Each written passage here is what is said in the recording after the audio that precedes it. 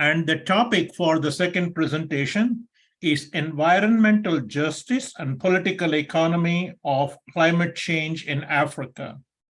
For this topic, we have Dr. James Boyce.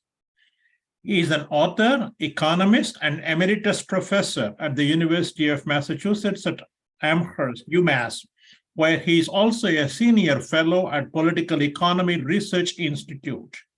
Jim grew up in Michigan. He received his BA at Yale University and doctorate from Oxford University. He has written for Harper's, Scientific American, Politico, The New Sciences, Ecological Economics, Environmental Research Letters, and Climate Change. He is the recipient of the 2017 Leontief Prize for Advancing the Frontiers of Economic Thought and the 2011 Fair Sharing of the Common Heritage Award for Project Censored and Media Freedom Foundation. Please join me in welcoming Dr. James Boyce. Jim, please take it away. Thank you very much. Can everybody hear me all right? Yes. Great. Well, first, let me just thank you all for being here today and giving me an opportunity to make this presentation. And now I will attempt to share my screen, and hopefully this will bring up my slides. Let's see here.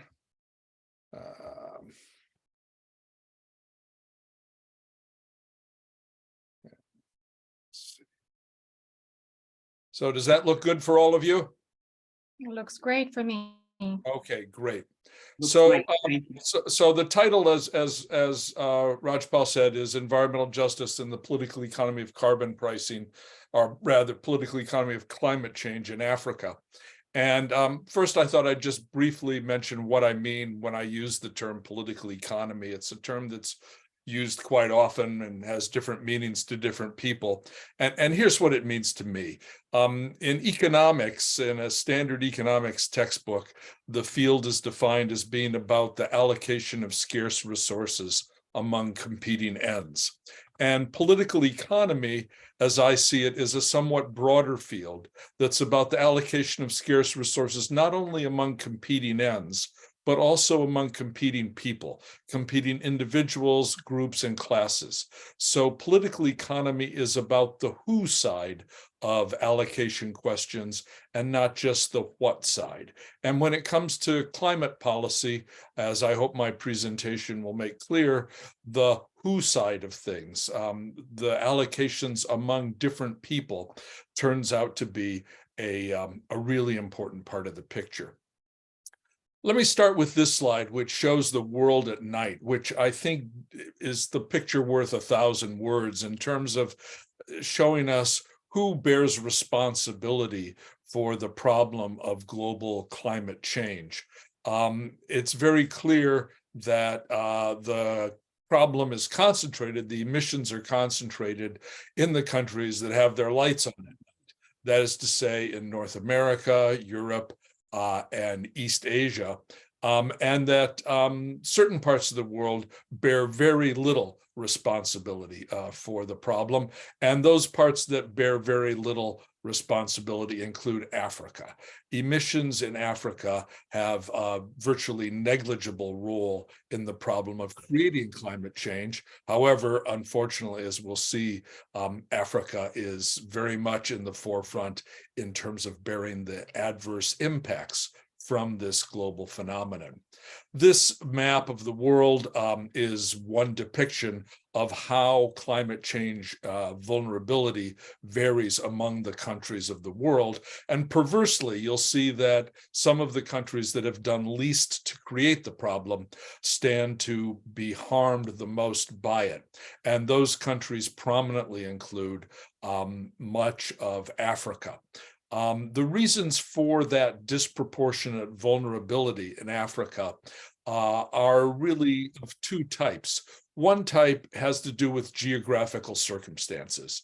The likelihoods of drought and of floods happen to be greater in Africa because of really climatological variables involving how the general process of the increase in average surface temperatures worldwide will impact weather patterns in the continent. But in addition to those geographical circumstances, there are also important human-made circumstances, historical legacies that in Africa include widespread poverty, so people with low purchasing power and therefore limited ability to invest as individuals in trying to protect themselves from climate change and extreme weather events caused by it. And also what is in the political science literature often called weak governance, which means that the ability of government actors, the public sector, to step into the breach created by the poverty of so many people and their inability to really find and fund private responses to the problem exacerbates people's vulnerability. And as examples of the geographical circumstances, many of you will be familiar with images such as this one. Some of them were used in the publicity for this event. This picture is from the drought in the Horn of Africa last year. That's one of the regions that's particularly prone to droughts. And this image is from the floods that struck Mozambique in 2019. Droughts and floods can coexist as part of climate destabilization, even though they seem to be opposite events. Partly they coexist because different places are more vulnerable to one or the other, but even within the same country, you can get both at different times of year, particularly where there's pronounced seasonality in the distribution of rainfall. In terms of the historical legacies, one of the most important ones, I would say, for Africa, alongside and connected with the legacies of European colonial rule in the continent, is what is sometimes called the resource curse. It's also sometimes called the paradox of plenty. It's the idea that countries that are rich in natural resources, that are particularly rich in that respect, instead of those resources being a blessing that lifts the incomes and well-being of the people of those countries, instead those resources can be a curse. And one of the reasons they can be a curse is that they attract really predatory actors from outside the country to come in and seek to dominate the country's politics and economies so as to extract those resources for their own benefit, with minimal sharing of the benefits with the local population, often enlisting, if they can, local collaborators, people who will get a small slice of the benefits in reward for assisting the foreigners in this process of resource extraction and placing those people in positions of power.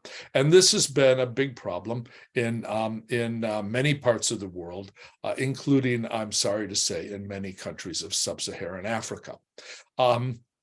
This picture, which is from a book that my colleague Leonce Ndikumana and I edited, which was published last year by Oxford University Press, called On the Trail of Capital Flight from Africa. One of the chapters in that book is a case study of Côte d'Ivoire, in West Africa, which is sometimes described as the Saudi Arabia of cocoa. It's the country that is the biggest cocoa producer in the world, and cocoa is the raw material for the production of chocolate, which is a very popular commodity around the world, particularly in Europe and North America. And this graph shows the breakdown in how the money that a consumer in Europe or America pays for a chocolate bar is distributed amongst different actors who are involved in the process of growing the cocoa in Côte d'Ivoire and bringing that product ultimately to market. And as you can see, the biggest slice, the big orange part, is the share going to the processors, the companies that process the cocoa. The next biggest share is to the distributors, the companies that distribute it, and a very small share of the total, the smallest share, the little green slice that represents 4% of the price of a chocolate bar, is what the cocoa producers get, or cacao as the bean is called before it's been processed. And the amount that growers get in Côte d'Ivoire for their product is really pitifully small. And as we document, or as our author for that chapter, Jean Mercard, documents in the book, many of the cacao producers in Côte d'Ivoire live below the official poverty line. They are desperately impoverished folks, and yet they're producing an extremely valuable commodity for world trade. And how that happens, how it is that they get so little and others get so much, is really a case study in how the resource curse operates. And if you're interested, I'd encourage you to take a look at the book or at other sources on which this, for example, this chart is drawn, which document the process of how the pie is distributed in chocolate and other basic commodities that are extracted from Africa for the world economy. There's the, I circled the wrong one, not the cocoa producer. I meant to circle the 4%, but they get very little of the pie. Another part of the resource curse, and part of that problem that sometimes is perhaps somewhat euphemistically described as weak governance, is the phenomenon of capital flight. Many people think of Africa as a highly indebted region of the world where governments are deeply in debt to international creditors. And while that is true, it's not the whole picture, because as my colleague Leonce Ndikumana and I and others have documented over the years, Africa has seen very large-scale capital flight, that is to say, illicit outflows of money from Africa to bank secrecy jurisdictions around the world, including the United States, as well as the so-called treasure islands, tax havens in the Caribbean and so on, Switzerland, Luxembourg, other places well known for their bank secrecy. And by doing some kind of statistical forensic work, we're able to derive estimates of the total amount of capital flight. And what those estimates suggest is that once you take into account the wealth that's been illicitly and clandestinely extracted from Africa over the same period in which the external debts of African governments were built up. Once you take into account those assets held offshore, actually Africa is a net creditor to the rest of the world. The amount of money that has been hidden abroad in external assets owned by Africans exceeds the amount that African governments owe to the banks.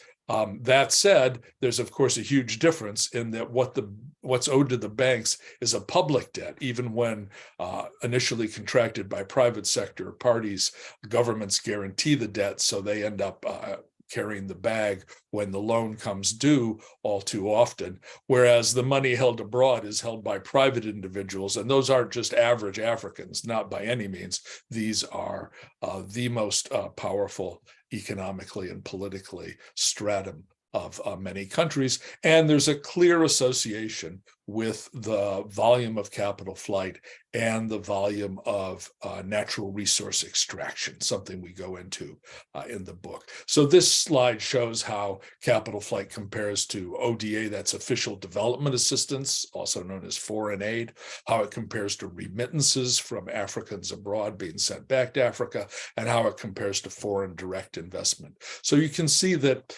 this too is part of what accounts for the vulnerability of Africa to climate change, for the poverty and the problems of weak governance. Let's see, I need to move to the next slide here. And for some reason, I am stuck. Why would that be? Here we go. Yes. Okay.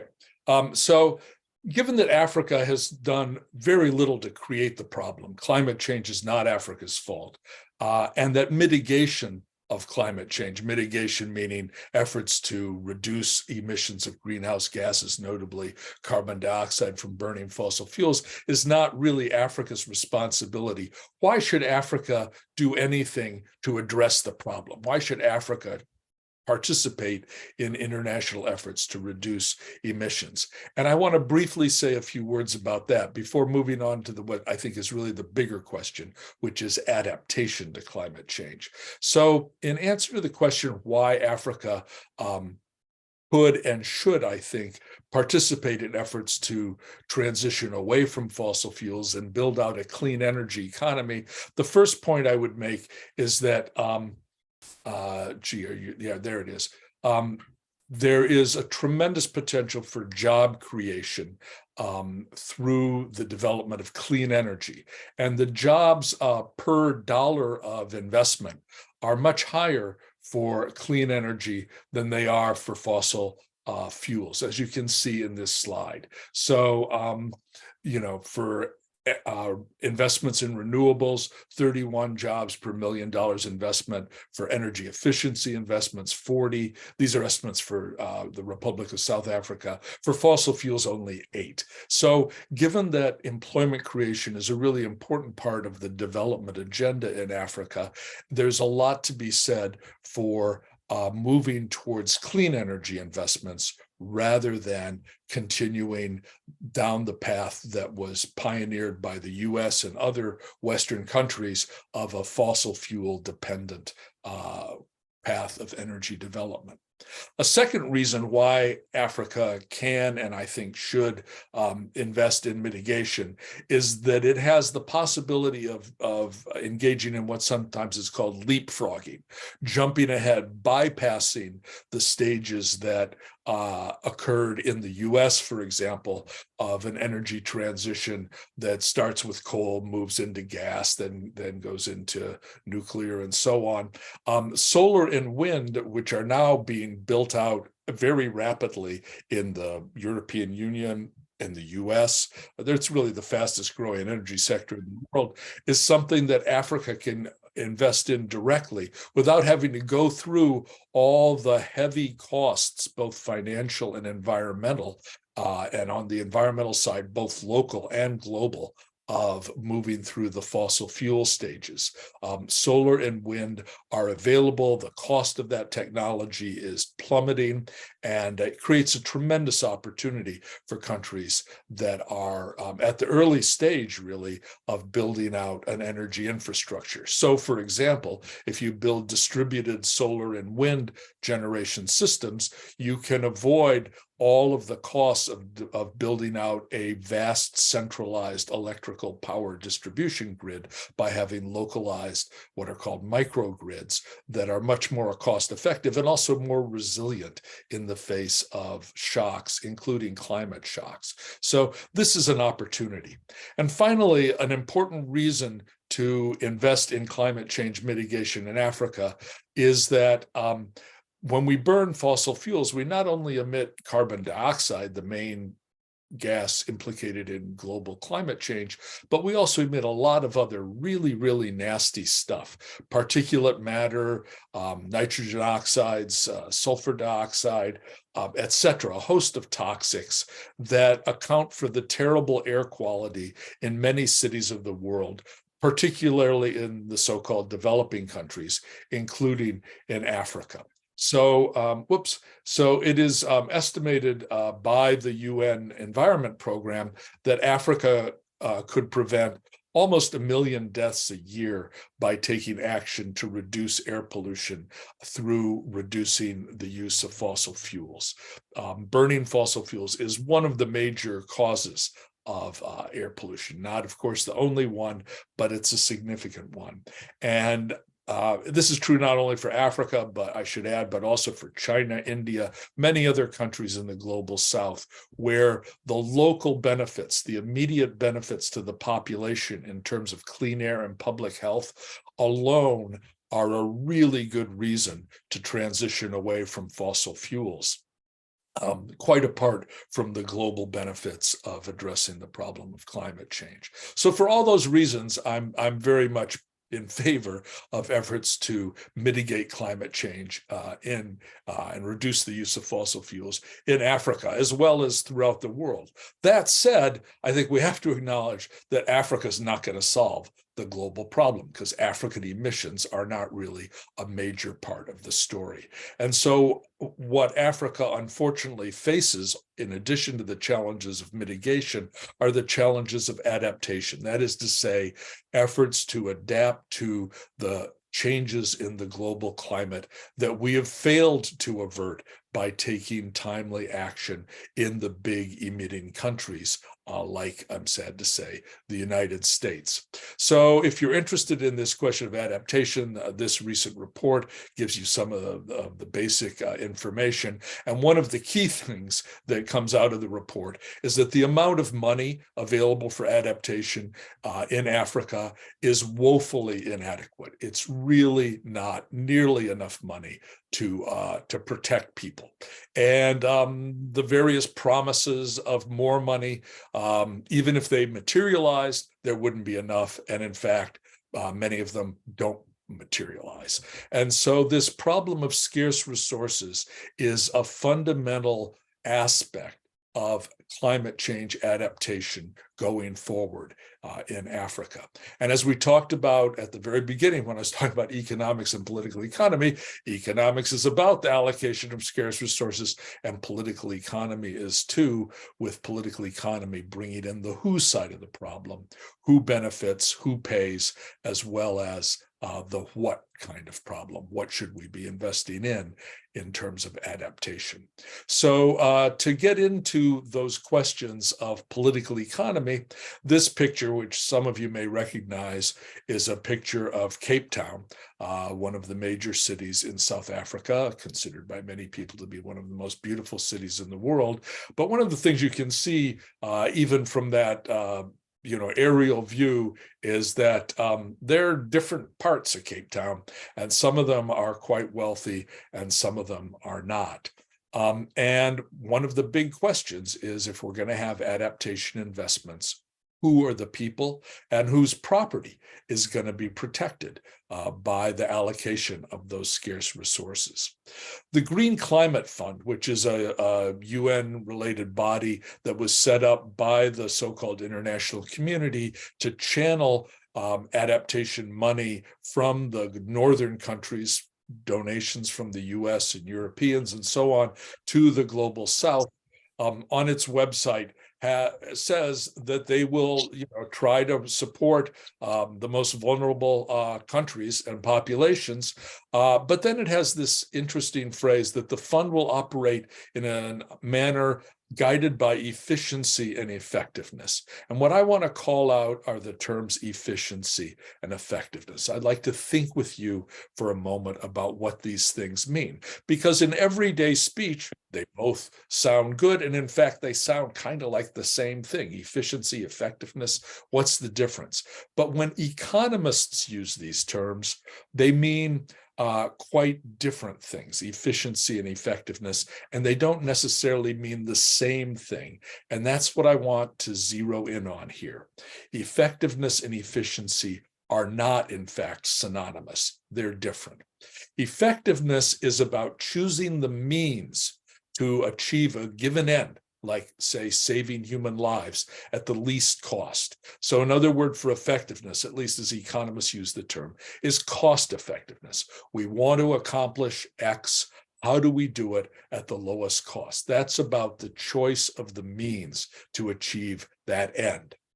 Efficiency, however, is about choosing ends as well as choosing means by weighing benefits against costs through what's called cost-benefit analysis. So, for example, weighing the monetized value of human lives against the cost of saving them and deciding whether it's worth the effort, worth the money to save the lives of people or of particular people when we weigh the benefits against the cost. So efficiency is a much more aggressive way for economists to insert themselves into discussions of climate change adaptation. It's not just about figuring out the most cost-effective way to save lives. It's about figuring about where we should allocate resources in order to maximize the benefits relative to the costs. And it's the weighing of the benefits where a lot of weighing of different people comes into the picture. And that weighing, you will not be surprised, I suspect, for me to suggest, often is biased against poor people and low-income people and in favor of wealthy people. So let's focus in on this ends question.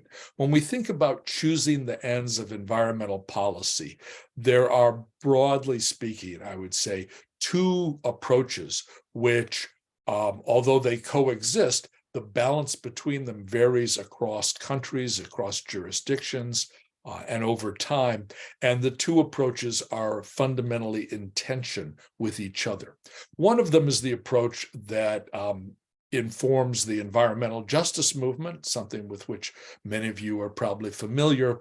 And that is what I would call a rights-based approach to choosing ends. The notion that everyone has a right to a clean and safe environment, regardless of their income, regardless of whether they live in a rich country or a poor country, regardless of whether they live in an urban area or a rural area, regardless of their race, their ethnicity. It's a right, a basic human right.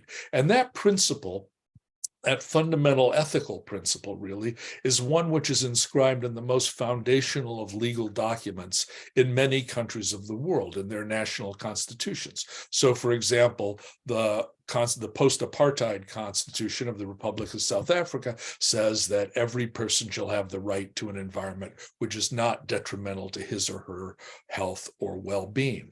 You can find similar language in many national constitutions, not in the Constitution of the United States, but in a number of state constitutions, including that of my own state, Massachusetts. You can find similar language that's been inserted into the Constitution through the amendment process over the years. So in Massachusetts, too, we have language that in a little more wordy fashion includes the same basic idea that we find in the South African Constitution. So there is, in some sense, a very strong legal basis for a rights-based approach to choosing ends that's compatible with environmental justice, the notion that everyone's lives are equally valuable and deserve equal protection.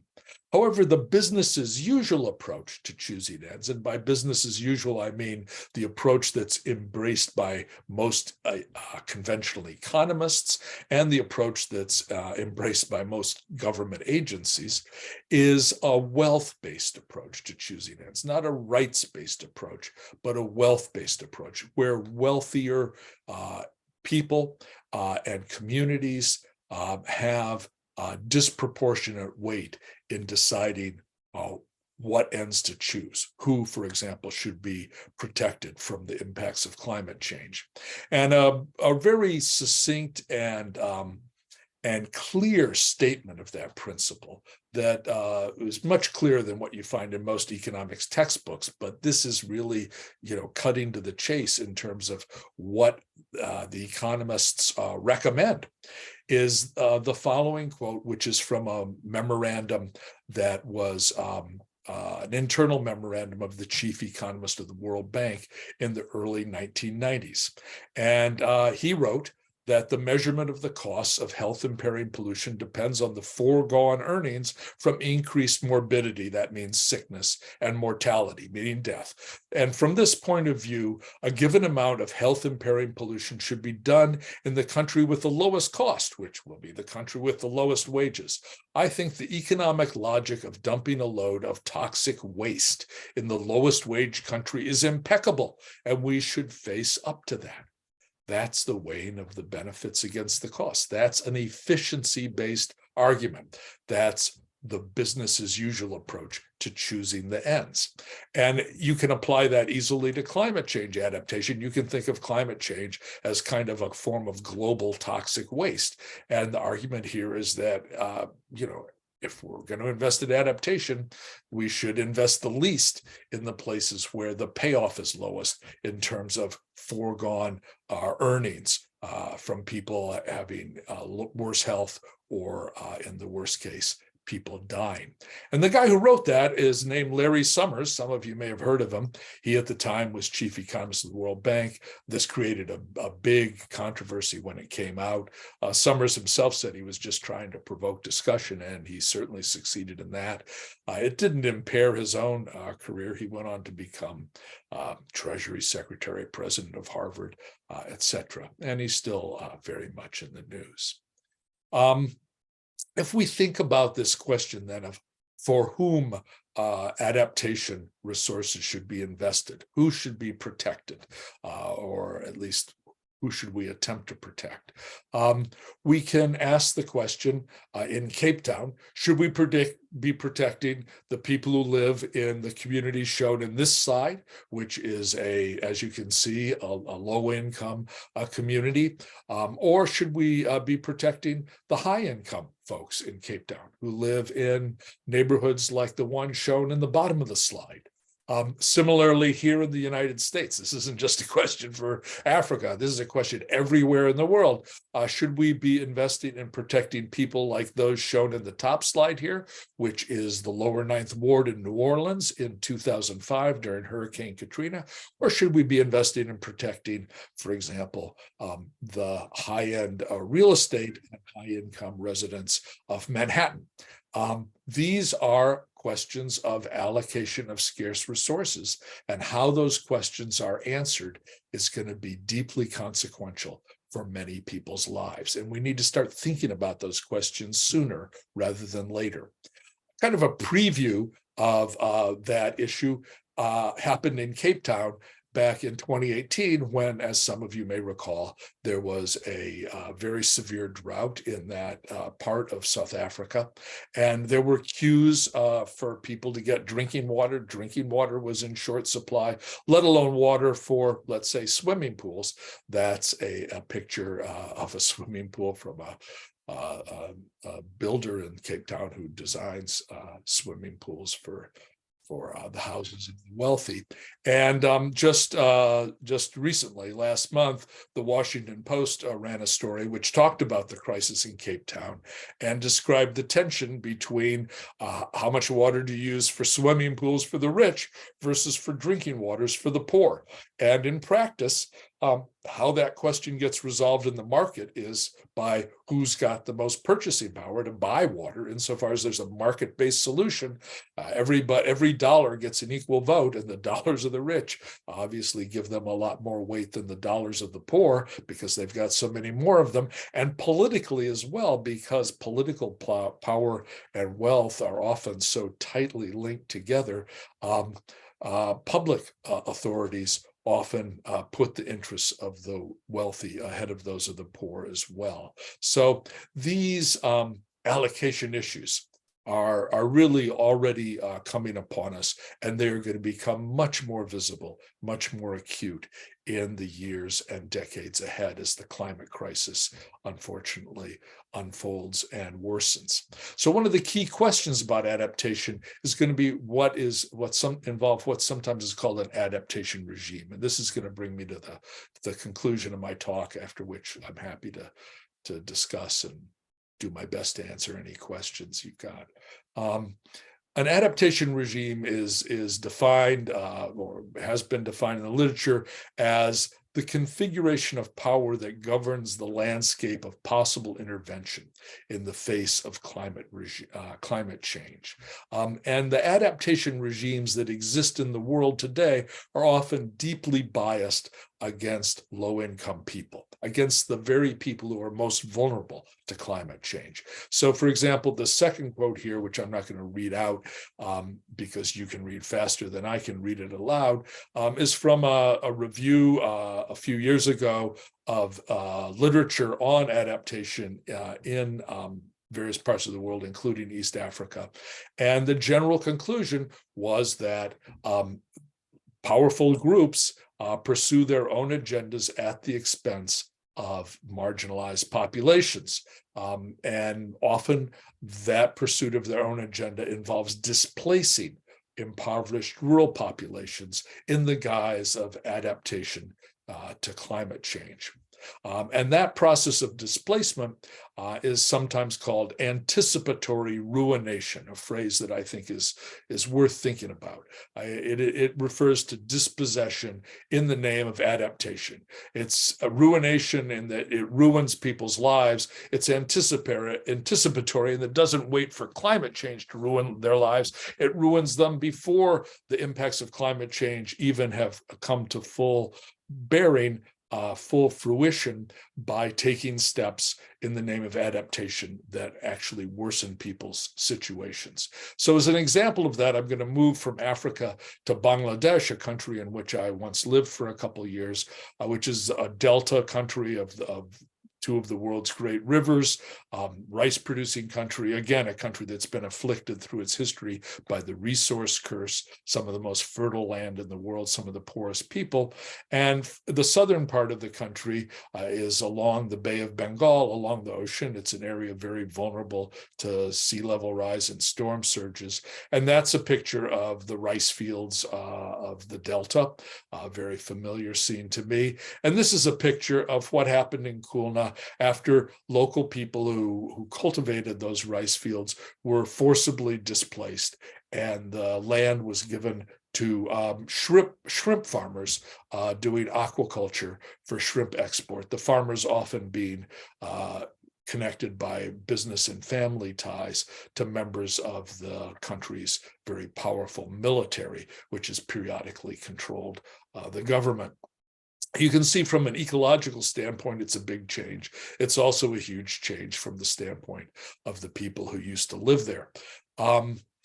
That change is really a kind of a continuation of a set of priorities which is informed so-called development assistance in Bangladesh, going back to the time I lived there several decades ago, where fisheries development really meant promoting the production of big fish, valuable fish, sold in urban markets, and in the case of shrimp, in export markets. In other words, sold to people with great purchasing power, and replacing in that process little fish, which are the kinds of fish that are captured in open waters in the flooded rice paddies by low-income people, that form a key part of the nutrition, the main source of animal protein, in fact, in the diets of the poor majority of Bangladesh. So you have fisheries development that basically displaced little fish with big fish, little fish often called in the cost-benefit analysis of this process of these projects junk fish, as if these fish that are so important to local people's diets are just junk, and by implication, I would say it almost implies that the people who rely on those fish for their livelihoods and indeed their lives, they too are treated like dispensable junk in the interests of commercially valuable people and production. So we face then a fundamental question of values when we think about the allocation of scarce adaptation resources. We have to ask the question, what values should guide the allocation of these resources? We know they're going to be scarce. Hopefully there'll be more than there are now. We should make every effort to ensure that there are more resources, but whatever we do relative to the needs, there won't be enough money on the table. And so how should it be allocated? And the wealth-based answer, the business as usual answer, is efficiency. Allocate the resources in the most efficient fashion, which means protect the most valuable people, and I should add, the most valuable property. The rights-based answer, the answer put forward by the environmental justice movement, is protect the most vulnerable people. The most vulnerable people are not the so-called most valuable people. And there's a fundamental difference here, one that we all need to engage with. And if we don't, if we just leave this up to the business as usual advice of economists and decisions of governing elites, I'm afraid the answer that will come out is that the wealth-based response will very often trump, if you'll excuse the expression, the rights-based principle, even though it's enshrined in many constitutional and legal documents. So it's a question of values that it comes down to at the end of the day. It's not just about expertise, it's about what are the ethical principles that should guide us as we enter this fraught and perilous terrain. And I use we here in the sense that encompasses the people of the world, including the most vulnerable people of Africa. So I'll stop there and open it up to any questions or discussion from the audience.